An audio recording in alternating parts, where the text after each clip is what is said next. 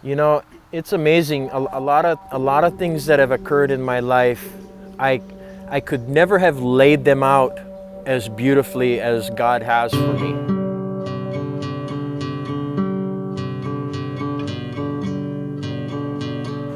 That's kind of interesting how it all kind of came to play.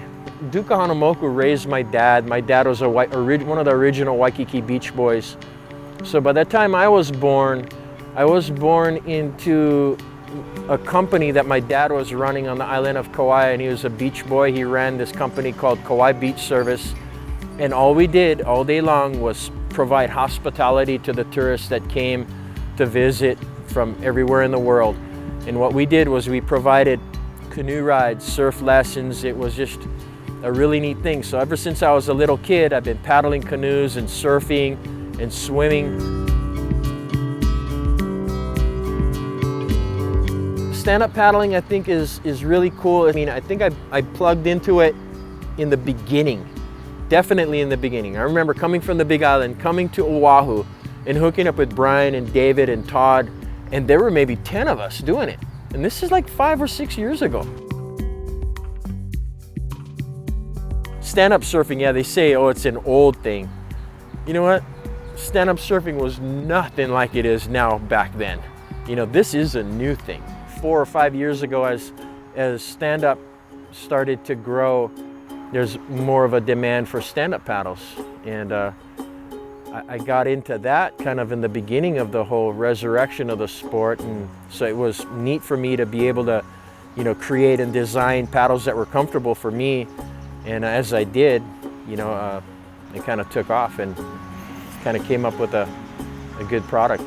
And so, you know, I take these trees that once had life and I give them life again, because a lot of the toys that we use, you know, with paddles and boards and stuff that I can make out of wood, I make them.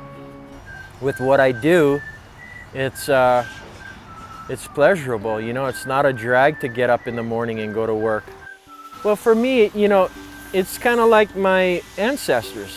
You know, they would go into the mountain, they'd all cut a tree down, they'd all carry the tree down to the ocean, and they'd work for days and create a canoe.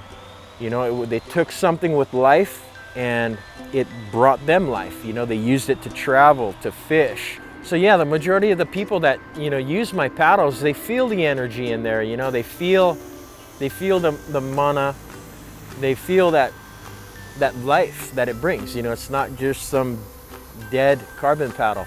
It's a paddle that's been kind of almost like resurrected. You know, it was a tree that was alive at one point. And it's kind of neat because to me it's got a lot of meaning to it. You know, a lot of it's Hawaiian wood. We make it in Hawaii. You know, the Hawaiian people make it, and so it's kind of it's a promotion of my culture, absolutely.